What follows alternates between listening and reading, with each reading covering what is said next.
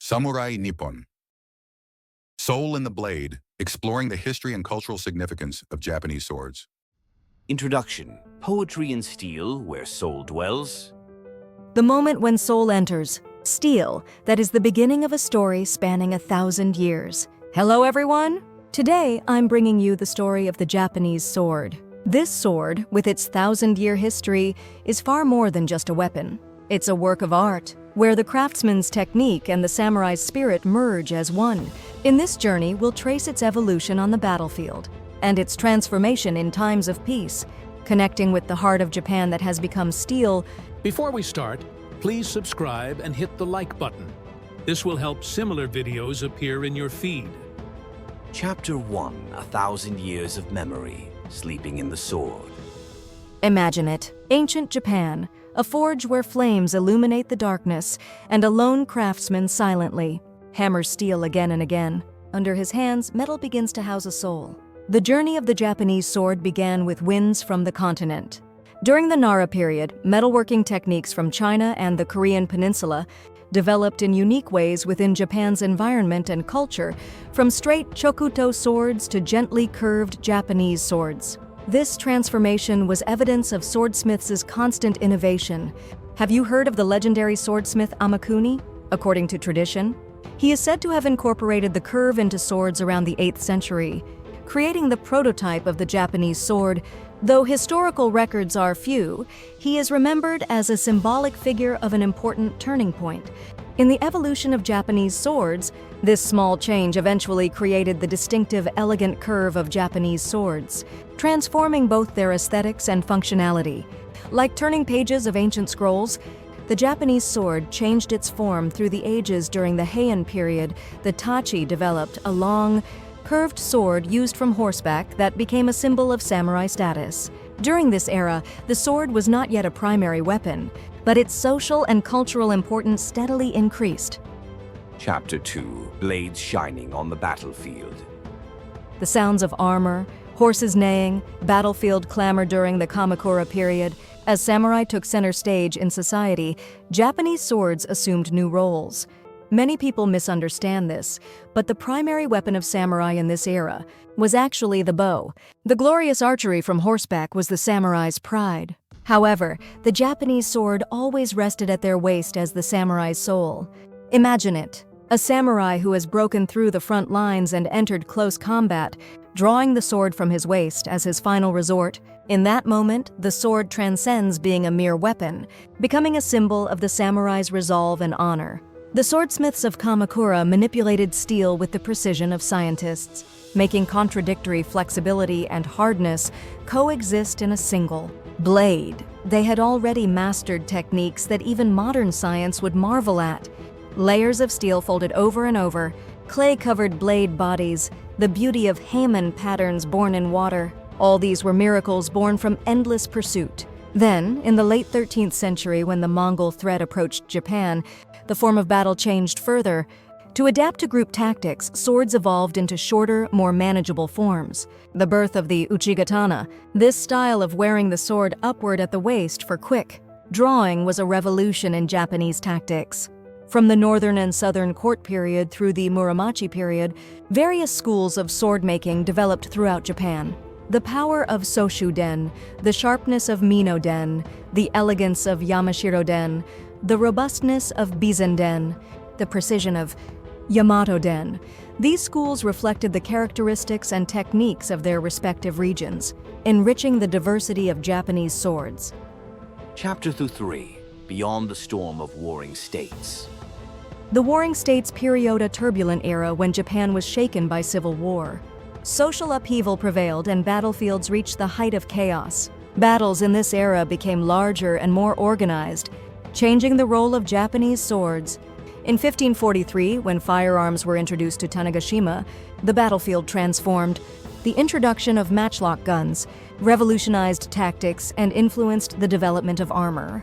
To meet the demands of the changing battlefield, swords of the Warring States period evolved into forms emphasizing practicality. Blades tended to become shorter, more robust, with more moderate curvature.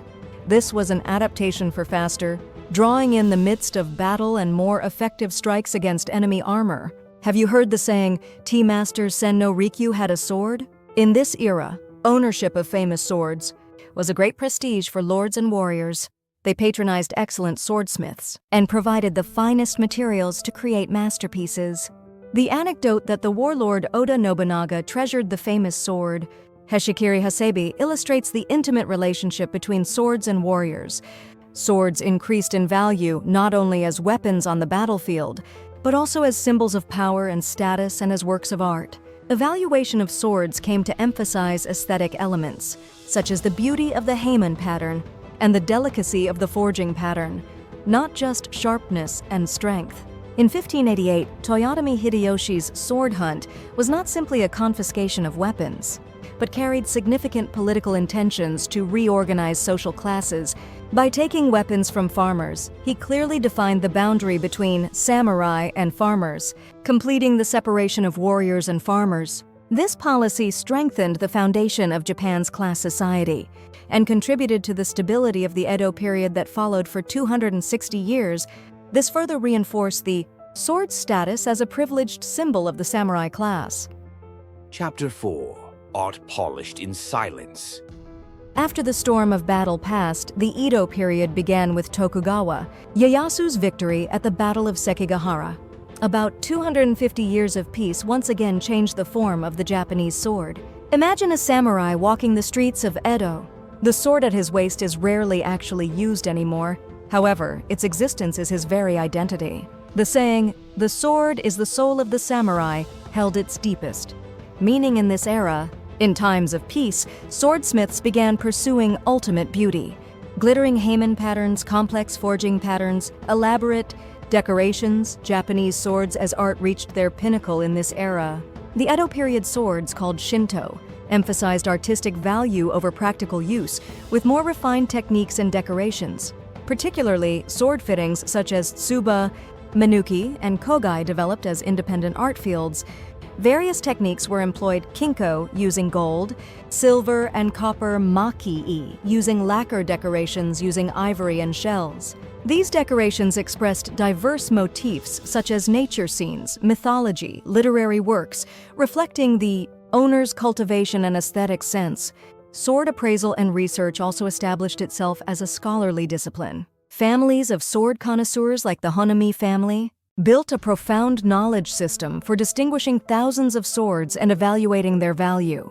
Their eyes could read the traces of eras inscribed on swords, touching the souls of their makers.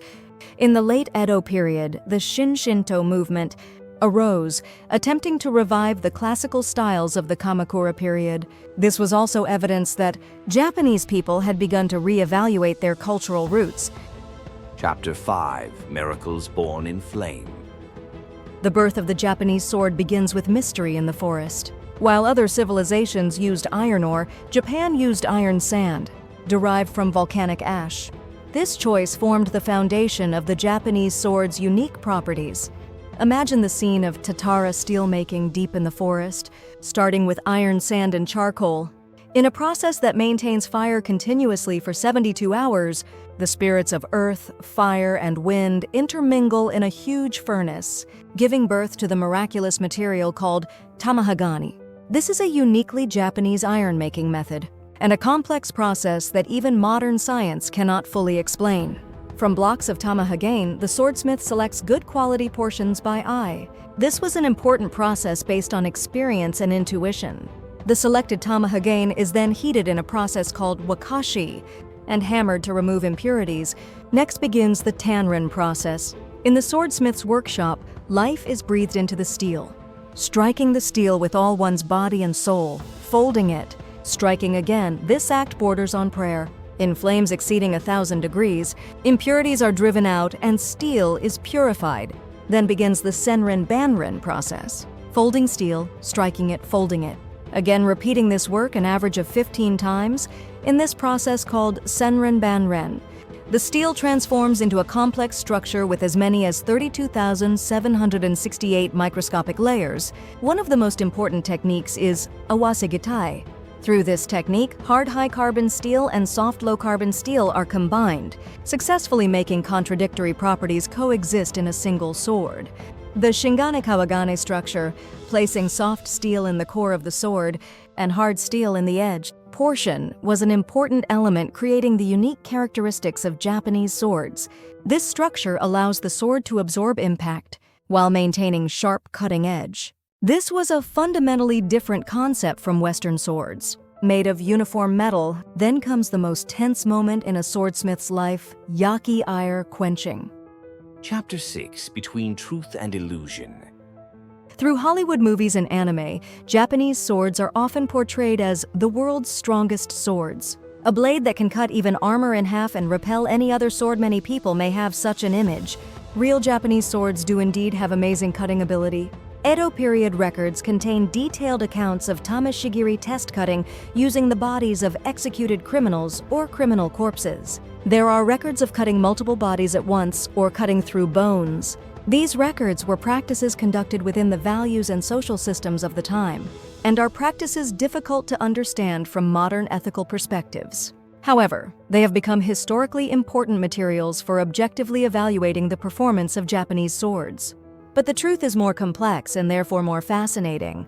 Japanese swords were indeed excellent weapons, but they have a depth that cannot be measured by the simple label of strongest. Swords of each civilization evolved to match their battlefield environments, types of armor, and tactics. For example, European longswords were designed with emphasis on thrusting power to counter knights covered in full armor. Middle Eastern scimitars were designed to maximize downward cuts from horseback. Meanwhile, Japanese swords corresponded to relatively lightweight Japanese armor, emphasizing balance between cutting ability and mobility. All these were solutions optimized for each culture and battlefield. The true greatness of the Japanese sword lies in its balance of opposing characteristics: hardness and flexibility, sharpness and durability, practicality and beauty. Achieving these together was an astonishing accomplishment, both scientifically and artistically.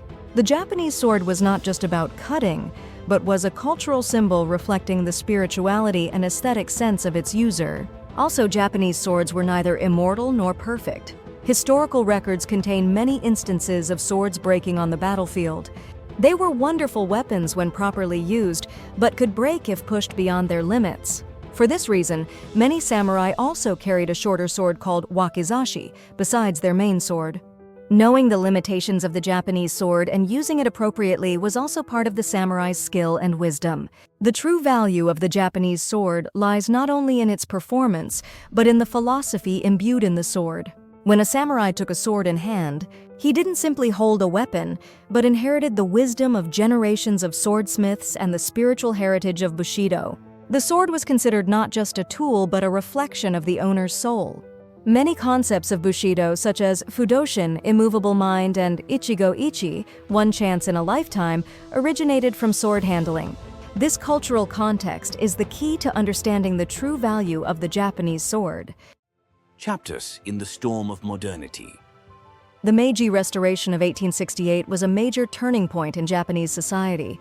With the end of feudalism, samurai privileges were lost, and the Heitorei Sword Abolition Edict of 1876 prohibited carrying swords in public. With the sudden decrease in demand, many swordsmiths and related craftsmen found it difficult to make a living. Techniques and knowledge passed down for centuries faced a crisis of being lost. However, from around the time of the Russo-Japanese War, 1904-1905, interest in Japanese swords revived along with the rise of Japanese nationalism. Many military officers and politicians began to reevaluate Japanese swords as symbols of traditional Japanese values. The Nihon Bijutsu Token Hozon Kai, Japanese Art Sword Preservation Society, established in 1906, played a major role in preserving valuable swords and passing down traditional techniques. During World War II, Japanese swords were heavily used as symbols of militarism, but due to shortages of materials and time as the war intensified, many gunto military swords made during this period did not match the quality of traditional Japanese swords. After the war, Japanese swords again faced strict regulations under Allied occupation. Many swords were confiscated and flowed overseas. However, by the 1950s, the value of Japanese swords as cultural and artistic heritage began to be recognized again. With the 1953 amendment to the Cultural Properties Protection Law, important swords began to be protected as important cultural properties and national treasures. Chapter: Tradition living in the modern age. Today, the tradition of Japanese swords lives on in new forms.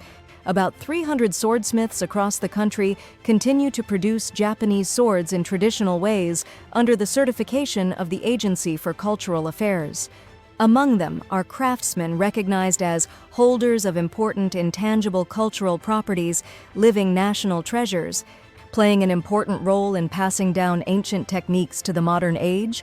In the digital age, why do young people choose the difficult path of a 10-year apprenticeship? Many young swordsmiths say there is an element of humanity that machines cannot reproduce. The techniques that have continued for 1,000 years contain an accumulation of sensations and experiences that cannot be digitized. Visiting the Tokyo National Museum or the Japanese Sword Museum, you can encounter famous swords such as Mikazuki Munechika and Daihanya Nagamitsu. These swords are not mere exhibits. They are living art that speaks across time, a part of Japan's cultural identity. Martial arts such as Iaido and Kendo also pass on the spirit of the Japanese sword to the modern age. What is learned in these martial arts is not mere technique. Concentration, self-discipline, respect for opponents, these values continue to hold deep meaning in modern society. Surprisingly, interest in Japanese swords has spread beyond borders. Every year, many people from around the world visit Japan to visit sword museums and exhibitions. Japanese sword exhibitions and demonstrations are held in Western countries and other Asian countries, fascinating many people. Japanese sword exhibitions held in New York, Paris, London, and other places around the world are always popular. Western art critics also highly value Japanese swords as steel sculptures. In recent years, young generations have also become familiar with Japanese sword culture through games and anime such as Touken Ranbu.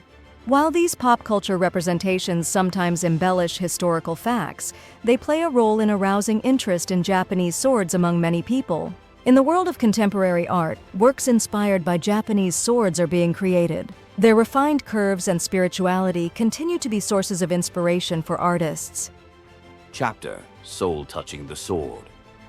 The story told by a single sword begins in the flames of the forge, runs through battlefields, lives through times of peace, and continues to our era. When you touch a Japanese sword, you are not merely touching metal. You are touching 1,000 years of history, the prayers of swordsmiths, the resolve of samurai, and the essence of Japanese culture. Around the world, why do people continue to be fascinated by Japanese swords even now? Perhaps it is because they find something that is being lost in modern society within these ancient blades. The craftsmanship striving for perfection, an aesthetic sense valuing harmony, the will to preserve tradition. In the bustle of the modern world, the Japanese sword quietly speaks to us. The importance of accuracy over speed, quality over quantity, and above all, not losing sight of one's inner path. When we gaze at our reflection in the sword, perhaps we meet our inner samurai. Even if material things eventually decay, their spirit is eternal. Remember the words of an ancient swordsmith. The sword is the person. The sword is a mirror reflecting the souls of its maker and user. How will you forge your own life's sword? I hope that through this journey, you have touched the true form of the Japanese sword that transcends mere weaponry. For the story told by the sword is, in fact, our own story. Please share your thoughts in the comments section. Thank you for watching until the end. Please subscribe and hit the like button.